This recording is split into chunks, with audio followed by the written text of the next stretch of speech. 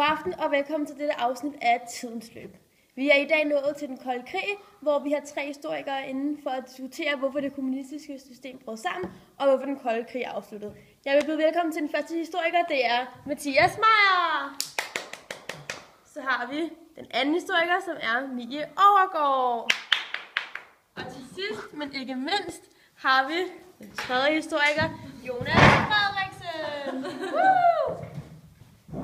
Vi vil starte med at høre Mathias Meyers mening om den kolde krigs afslutning og det kommunistiske systems sammenbrud. Ja. De fleste ved, at Ronald Reagan blev den amerikanske præsident i 1980. Han begyndte at opruste USA, og han førte en meget skarp antikommunistisk politik. USA og Sovjet førte nærmest en konkurrence i oprustningen, men Sovjet kunne ikke følge med, da de ikke havde økonomien.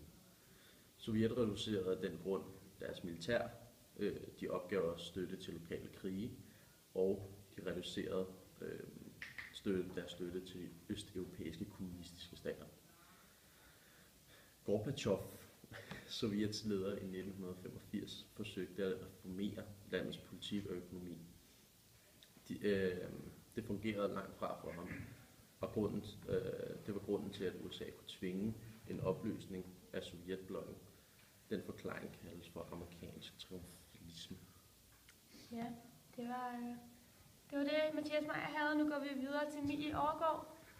Ja, jeg mener, at den her kolde krig den blev afsluttet, fordi at Sovjetunionens økonomi var bygget på planøkonomi og statseje, og priserne på deres varer blev fastlagt af deres politikere, og deres penge fra deres varer blev brugt på militæret og fabrikkerne.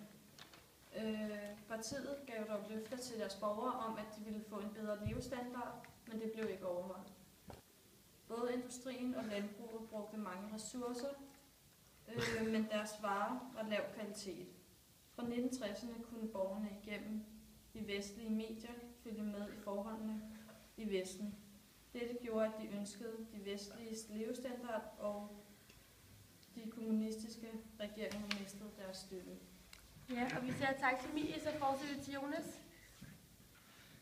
Nu om dagen er næsten alt godt klar over, hvad der skete i Sovjet. Sovjet arbejdede ud fra et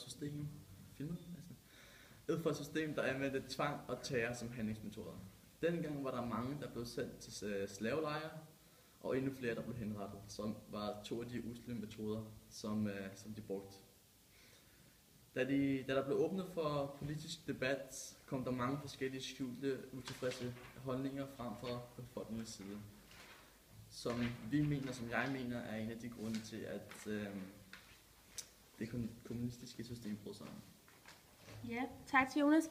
Og nu lader vi til 3 historikere sidde og diskutere lidt for sig selv, for jeg kan høre, at det bliver en meget lang og hård diskussion.